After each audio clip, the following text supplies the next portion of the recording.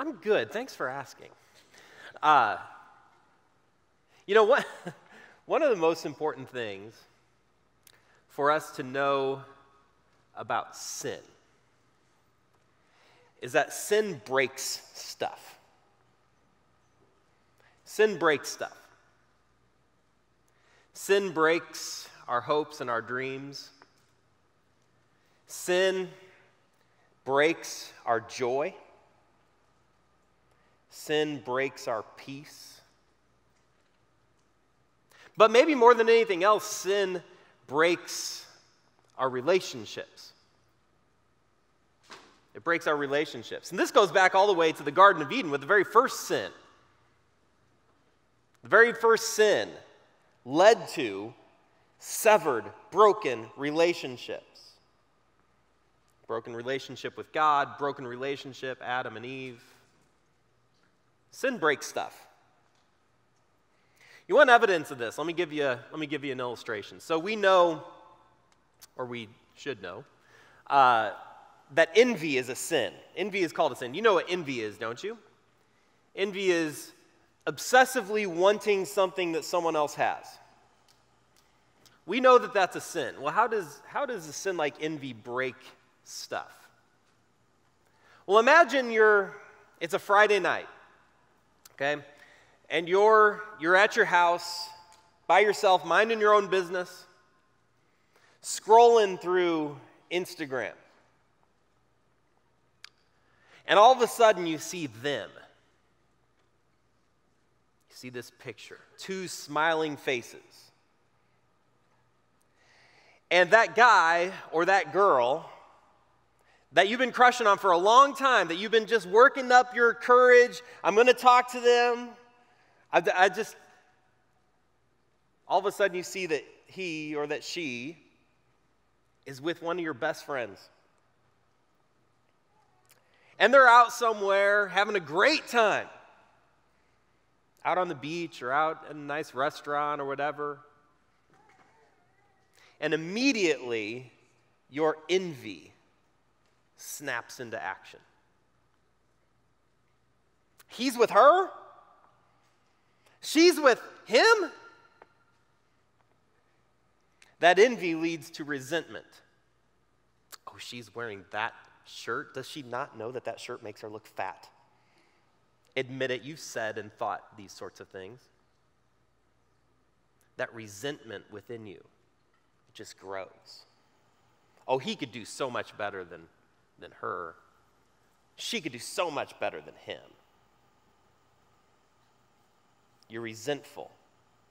That resentment that you're feeling, it grows and it becomes gossip. And you start to say things, first in your mind and then out loud. You start to say things about your good friend, about your best friend, because of this envy that you're feeling. And then we know how this happens. Eventually, word gets around, and she finds out about what you've said, or he finds out about what you've said. Now, the next time that you hang out with that friend, are you going to be good? Are things going to be cool between the two of you? Probably not. Probably not. You know why? Because your sin has broken stuff. Your sin has broken your relationship with your friend. And that's what sin does.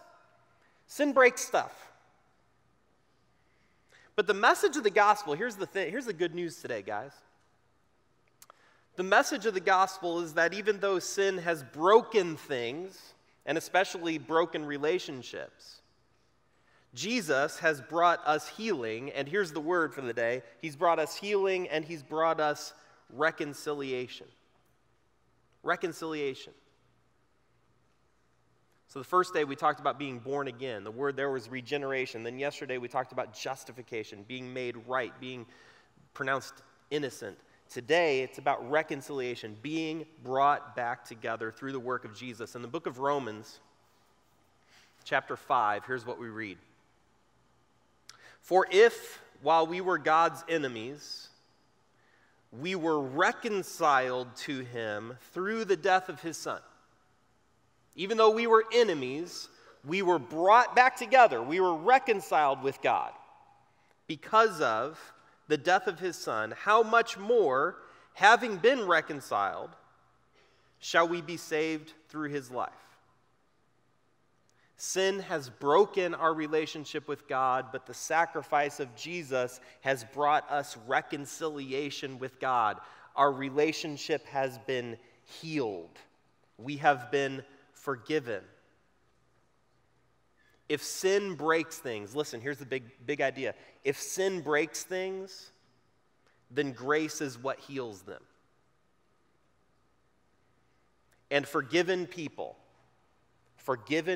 become forgiving people. In the Gospels, Jesus tells a story about a man. You might have heard this story. He tells a story about a man who owed a huge debt. A debt that he never had any chance, had no prayer of paying this debt back. But then the man who he owed the debt to forgave that debt, wiped it clean. And then what does this man turn around and do? Some of you know the rest of the story. One of his associates owed this man like $5, like a small debt. But this man who had just been forgiven is unwilling to turn around and offer forgiveness to the person who owed him a small debt. And Jesus tells a story intending to get this reaction from us. He tells the story intending for us to think, well, that ain't right. There's something messed up about that. How could a person who's been forgiven so much not turn around and forgive someone who has harmed him? We know that it's not right for this reason. Forgiven people are forgiving people. Forgiven people are forgiving people. So here's my question that I want to ask you as I close up this morning. Who do you need to be reconciled with today, this week? Who do you need to forgive? Who do you need to allow the peace of Jesus Christ to pervade that broken relationship, to heal that broken relationship? Who do you need to be reconciled with right now, this morning? Who do you need to forgive? Who do you need to ask forgiveness from? Is there anybody that you've harmed, that you've hurt, that you've broken relationships because of your sin, your choices? Who do you need to be reconciled with? Who do you need to ask forgiveness from? Sin breaks things. But grace brings healing. Forgiven people are forgiving people.